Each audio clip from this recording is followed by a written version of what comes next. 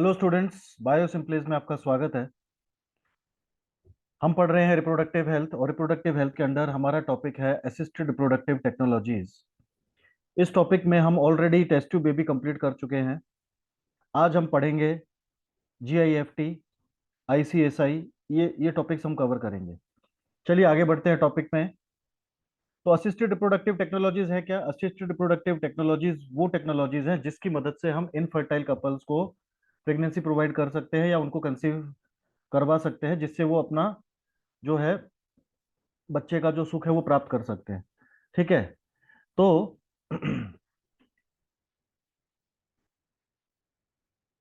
GIFT क्या होता है? जीआईएफटी का नाम से ही आप समझ सकते हैं कि जीआईएफटी क्या है। GIFT is gamete intrafallopian transfer. Gamete intrafallopian transfer, हम क्या करेंगे? गैमीट को ट्रांसफर करेंगे कहाँ पे? इंट्रा मतलब फिलोपियन ट्यूब में। तो गैमीट्स को हम फिलोपियन ट्यूब के अंदर ट्रांसफर कर देंगे, बस यही है, इतना ही है। तो ये किसके अंडर में आ जाएगा? ये आ जाएगा इन वीवो। इन वीवो के अंडर में आ जाएगा ये वीवो। जो टेस्ट ट्यूब बेबी था वो इन विट्रो फर्टिलाइजेशन था, ये क्या है? इन वीवो होगा, क्योंकि इसमें फर्टिलाइजेशन फिलोपियन ट्यूब्यूल के अंदर ही होने वाला है। बस हम उसको ट्रांसफर करेंगे। ठीक है। तो जीआईएफटी टेक्निक किन के लिए एप्लीकेबल है? ये उन फीमेल्स के लिए एप्लीकेबल है जिनकी एक फिलोपियन ट्यूब खराब हो चुकी है। तो वो फीमेल जिनके पास कम से कम एक हेल्दी फिलोपियन ट्यूब्यूल है, हेल्दी ओविडक्ट है, और uterus, healthy uterus, healthy uterus. मतलब एक फिलोपियन ट्यूब्यूल खराब हो चुकी है, एक हेल्दी है और यूट्रस हेल्दी है, तो ऐसी फीमेल्स के अंदर हम जीआईएफटी ट्राई कर सकते हैं। ये टेक्निक हम उनके लिए अप्लाई कर सकते हैं। दूसरा, आप ये जो पार्ट देख रहे हैं डायग्राम में, तो ये जो हिस्सा है ये इसको हम कहते हैं फिमरी। तो ये फिमरी है। तो कभी कभी क्या होता है, फिमरी जो है वो एग को कैच नहीं कर पाते। अब ओवरी ने एग रिलीज किया, तो अब ये जो एग है इसको ये फिमरी कैच नहीं कर पाएंगे। तो इसका मतलब ये जो एग है वो इसमें एंटर कर ही नहीं पाएगा ओविडक्ट के अंदर। तो ऐसी स्थिति में भी हम जीआईएफटी कर सकते हैं। तो हम क्या करेंगे, इस एग को हम बाहर निकाल लेंगे लेप्रोस्कोप की मदद से, और फिर निकाल करके इसको हम यहाँ पे इसकी जगह पे डाल देंगे ओविडक्ट में। और फिर बाहर से हम स्पर्म लेके आएंगे, उसको भी हम यहीं डाल देंगे। तो हमने क्या किया, स्पर्म को और एग को डायरेक्टली हमने कहाँ पे डाल दिया, कहाँ पे ट्रांसफर कर दिया? ओविडक्ट में ट्रांसफर कर दिया, जहां पे वो फर्टिलाइज होंगे। ठीक है। तो जहां पे स्पर्म क्या कर देगा, एग को फर्टिलाइज कर देगा। तो क्या कंडीशन है? जीआईएफटी गैमेट इंट्राफिलोपियन ट्रांसफर किन के लिए सही है? जिस फीमेल के अंदर एक ओविडक्ट खराब हो चुकी है, या फिर ओविडक्ट के अंदर जो कैच एग को कैच करने की जो कैपेबिलिटी है फिमरी की वो खत्म हो चुकी है। तो ऐसी फीमेल के अंदर हम जीआईएफटी कर सकते हैं। तो उसमें एग तो बन रहा है, हेल्दी एग बन रहा है, तो हम उसका एग निकाल लेंगे और उसको डायरेक्ट उसी के फेलोपियन ट्यूब्यूल में डायरेक्ट डाल देंगे, और स्पर्म को भी हम डायरेक्ट वहीं पे डाल देंगे। ठीक है। तो क्या होगा कि स्पर्म और एग दोनों को हम वहां पे ट्रांसफर करेंगे एक साथ एक ही समय पर। तो फर्टिलाइजेशन हो जाएगा, जाइगोट बन जाएगा और आगे कंसीव हो जाएगा। This is GIFT. तो इसमें हम सिर्फ तो डायरेक्ट हम गैमीट्स डालते हैं, एग और स्पर्म को डायरेक्टली हम कहां पे डाल देते हैं? फेलोपियन ट्यूब्यूल के अंदर डाल देते हैं।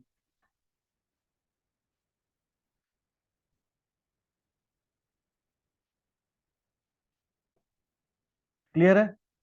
तो ये कंडीशन है बेटा, तो जिसमें ये कंडीशन होगी उसके लिए हम जीआईएफटी प्रेफर करते हैं। ओके। नेक्स्ट, अब आगे देखते हैं आईसीएसआई। आईसीएसआई क्या होता है? आईसीएसआई का मतलब होता है intracytoplasmic sperm injection. Intracytoplasmic sperm injection. अब ये हमारा एग है, दिस इज एग। हम क्या करेंगे, एक इंजेक्शन लेंगे। अब उस इंजेक्शन की मदद से हम डायरेक्टली क्या कर देंगे, स्पर्म को इसमें डाल देंगे, रिलीज कर देंगे। तो हमने क्या किया, इंजेक्शन लिया और उसको स्पर्म के अंदर इंजेक्ट, स्पर्म को उसके अंदर इंजेक्ट कर दिया, एग के अंदर डायरेक्टली उसके साइटोप्लाज्म में। इसी टेक्निक को कहते हैं आईसीएसआई। अब ये जो है ये सब कुछ बाहर हो रहा है बॉडी के, तो इसको कहेंगे इन विट्रो। क्योंकि ये जो फर्टिलाइजेशन, अब ये क्या, एग स्पर्म अंदर चला गया मतलब वो फर्टिलाइज भी होगा, जाइगोट बनेगा, तो कहाँ बना है? बाहर ही बना है बॉडी के, तो इन विट्रो में आ जाएगा ये। तो टेस्ट ट्यूब बेबी हो गया या ये आईसीएसआई हो गया, ये किसके अंडर में आते हैं? इन विट्रो फर्टिलाइजेशन में आ जाते हैं। फिर अब हम क्या करेंगे? अब ये जो जाइगोट है ये एम्ब्रियो बनेगा।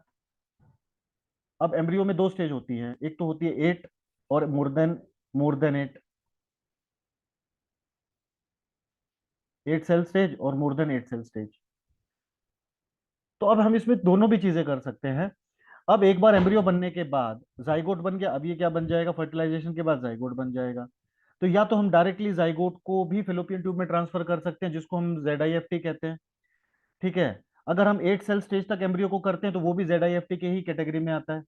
और अगर हम 8 से ज्यादा सेल स्टेज के एम्ब्रियो को हम ट्रांसफर करते हैं यूट्रस में, तो इसको हम कहते हैं IUT। तो दोनों भी तरीके हैं हमारे पास, हम जाइगोट भी ट्रांसफर कर सकते हैं, हम 8 सेल स्टेज भी ट्रांसफर कर सकते हैं, या उससे कम और मोर देन 8 सेल स्टेज। तो अगर हम जाइगोट और लेस देन 8 सेल स्टेज को ट्रांसफर करेंगे तो ये हमको ट्रांसफर करना पड़ेगा फेलोपियन ट्यूब में, जिसको हम कहते हैं ZIFT। और अगर मोर देन 8 सेल स्टेज को ट्रांसफर करते हैं तो इसको हमको ट्रांसफर करना पड़ेगा यूट्रस में, जिसको हम कहते हैं IUT। और फिर आगे का जो फर्दर डेवलपमेंट होगा, जो ग्रोथ होगा, वो वहीं पे होगा, जैसे नॉर्मल बेबी का होता है यूट्रस के अंदर। ठीक है। अब ये ज्यादा किस में काम आता है? जिस मेल्स में एजोस्पर्मिया और ओलिगोस्पर्मिया का प्रॉब्लम है, वहां ये काम आता है ज्यादातर। ओलिगोस्पर्मिया का मतलब है स्पर्म काउंट कम होना। एजोस्पर्मिया का मतलब है या तो स्पर्म काउंट बिल्कुल एब्सेंट है या बिल्कुल ही कम, बहुत ही कम मात्रा में है। ठीक है, दैट इज कॉल्ड एजोस्पर्मिया। तो ऐसी कंडीशन जहां पे होती है वहां पे हम इस टेक्निक का इस्तेमाल डायरेक्टली कर सकते हैं। ठीक है। So this is ICSI, intracytoplasmic sperm injection. चलिए आगे बढ़ते हैं। अब आप देख सकते हैं ये है हमारा एग, इसका साइटोप्लाज्म में ये निडल की मदद से हमने यहाँ पे स्पर्म को डाल दिया। अब उसका जो स्पर्म का न्यूक्लियस है वो एग के न्यूक्लियस के साथ फ्यूज होगा और क्या होगा? जाइगोट बन जाएगा। अब आता है आर्टिफिशियल इंसेमिनेशन।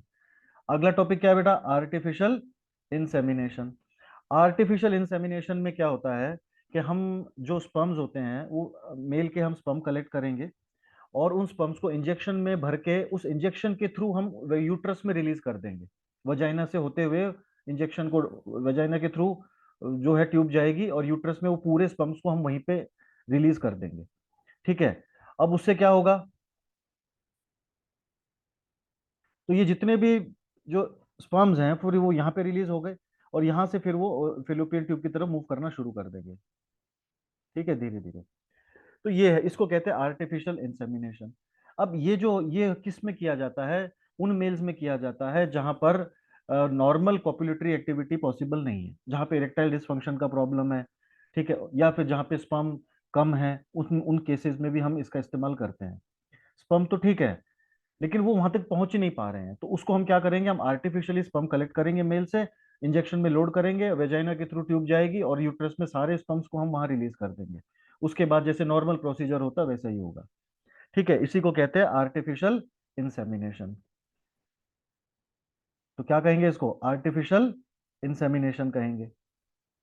अगर मान लीजिए ये जो स्पर्म कलेक्ट किए हैं, अगर ये हस्बैंड के ही हैं, अगर हस्बैंड के ही स्पर्म कलेक्ट किए हैं और उसी की वाइफ के यूट्रस में हमने इसको रिलीज कर दिया है, तो इस कंडीशन को कहेंगे आर्टिफिशियल इंसेमिनेशन हस्बैंड कहेंगे इसको। आर्टिफिशियल इंसेमिनेशन हस्बैंड कहेंगे। मतलब खुद के हस्बैंड के ही स्पर्म लिए, इंजेक्शन से रिलीज करवा लिए, that is called artificial insemination husband, AIH। और ये स्पर्म दूसरे के भी हो सकते हैं, किसी डोनर के भी हो सकते हैं। तो that is normal artificial insemination. और हस्बैंड के हैं तो आर्टिफिशियल इंसेमिनेशन हस्बैंड। ओके।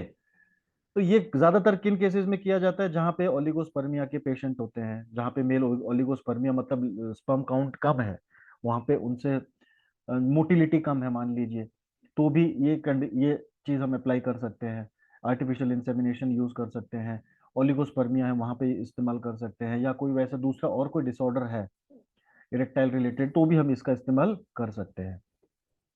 चलिए, तो आप देख सकते हैं आगे हम बढ़ेंगे। तो आगे हमारा टॉपिक है ड्रॉबैक्स। अब ड्रॉबैक्स क्या है? तो ये जितने भी हमने ARTs पढ़ी हैं, starting from the test tube baby, फिर ICSI, फिर गैमेट इंट्राफिलोपियन ट्रांसफर, उसके बाद में आर्टिफिशियल इंसेमिनेशन, ये जितने भी हमने 4-5 टेक्निक देखी हैं ARTs के अंडर में, इनके कुछ ड्रॉबैक्स हैं। ठीक है। तो क्या ड्रॉबैक्स है? तो ये जो एआरटीज है, ये उन वुमेन्स में नहीं किया जा सकता जिनमें यूट्रस डैमेज है। मान लीजिए यूट्रस है, और उस यूट्रस के वो यूट्रस ही खराब है, तो उस कंडीशन में इसमें से कोई भी टेक्निक काम नहीं आएगी, क्योंकि यूट्रस में ही बच्चा ग्रो होता है, वहीं पे बेबी का पूरा ग्रोथ होती है। तो जब यूट्रस ही खराब है तो चाहे कुछ भी कर लो फिर नहीं होगा। ऐसी कंडीशन में फिर क्या ऑप्शन होता है? सैरोगेट मदर का इस्तेमाल करना होता है। Surrogate mother. तो सैरोगेट मदर के लिए आप इससे पहले वाला वीडियो देख सकते हैं, वहां पे मैंने एक्सप्लेन किया था। ठीक है। तो सैरोगेट मदर का इस्तेमाल करके हम बेबी को प्लान कर सकते हैं। क्यों? क्योंकि यूट्रस ही खराब है। तो एक्चुअल गेम यूट्रस का है। जो बच्चा 9 महीने जो ग्रो होगा, जो भी वहां पे डेवलपमेंट है, वो कहाँ पे होने वाली है? यूट्रस में ही होने वाली है। तो यूट्रस ही खराब है, तो इसमें से कोई भी टेक्निक काम नहीं आएगी ऐसी लेडीज के लिए। तो उनके लिए क्या ऑप्शन है? सैरोगेसी। सैरोगेट मदर को हायर करो और उसमें बच्चे को डेवलप करो। ठीक है। आगे देखते हैं। फिर इस टेक्निक को करने के लिए एक तो बहुत ज्यादा एक्सपेंसिव इंस्ट्रूमेंट यूज होते हैं। दूसरा, बहुत ही ज्यादा स्पेशलाइज्ड डॉक्टर की जरूरत होती है। और high perfection, extremely high perfection, expensive instrument, specialized doctors. Okay. तो ये कोई आसान चीज नहीं है। इसमें भी डॉक्टर्स में भी इसमें स्पेशलाइजेशन होता है, जैसे हर बाकी चीजों का होता है उसमें। IVF specialist. ठीक है। तो ये वो डॉक्टर्स होते हैं जो आईवीएफ टेक्निक्स को परफॉर्म करते हैं। और ये बहुत ही महंगे इंस्ट्रूमेंट्स की वजह से, मदद से होता है। और बहुत ही हाई स्किल और हाई परफेक्शन की चीज है ये। ठीक है। एक बार के आईवीएफ का जो खर्चा है वो मोटा मोटा पकड़ के चलो आप 3 से 4 लाख रुपए है। और इसका जो सक्सेस रेट है वो सिर्फ 20% है। 20%। 80% चांस है कि वो फेल हो सकता है। फिर दोबारा करना है तो फिर दोबारा खर्चा करना पड़ता है। ठीक है। चलिए। तो ये एक जनरल जानकारी है भाई, मैं एक मोटी मोटी ऊपर की चीजें बता रहा हूँ, बाकी टेक्निकल चीजें तो जो है वो डॉक्टर से ही डिस्कस होती है। अब इसमें कुछ और प्रॉब्लम्स हैं, जैसे कुछ एथिकल इश्यूज हैं। तो ethical problems, legal problems, emotional problem, religious and moral issues होते हैं इनसे रिलेटेड, एआरटी से रिलेटेड। कैसे? Ethical, legal. अब मान लीजिए सरोगेट मदर है। तो सरोगेट मदर है, कल को बोलेगी भाई मैंने, मेरा बच्चा है, मैंने जन्म दिया है, मुझे मुझे तो नहीं देना, मुझे मेरे पास ही रखना है। ये एक इशू हो सकता है। तो इसलिए क्या होता है कि सब कुछ कोर्ट के प्रॉपर एग्रीमेंट, स्टैम्प, रजिस्टर वगैरह सब किया जाता है, ताकि बाद में कोई इशू ना हो। इमोशनल। ठीक है। इमोशनल। इमोशनल भी वो हो जाता है। अब जो इनफर्टाइल कपल्स होते हैं उनको एक डिप्रेशन आता है, उनको एक लो कॉन्फिडेंस की फीलिंग आती है कि भाई हम नॉर्मल तरीके से हम कंसीव नहीं कर पा रहे हैं, हमको इन सब टेक्निक का इस्तेमाल करना है। तो कहीं ना कहीं एक सोशल प्रेशर भी होता है, फैमिली प्रेशर भी होता है। ठीक है। कि इस चीज को और इस तरीके के जो लोग होते हैं, कपल होते हैं, वो ज्यादातर बताते नहीं।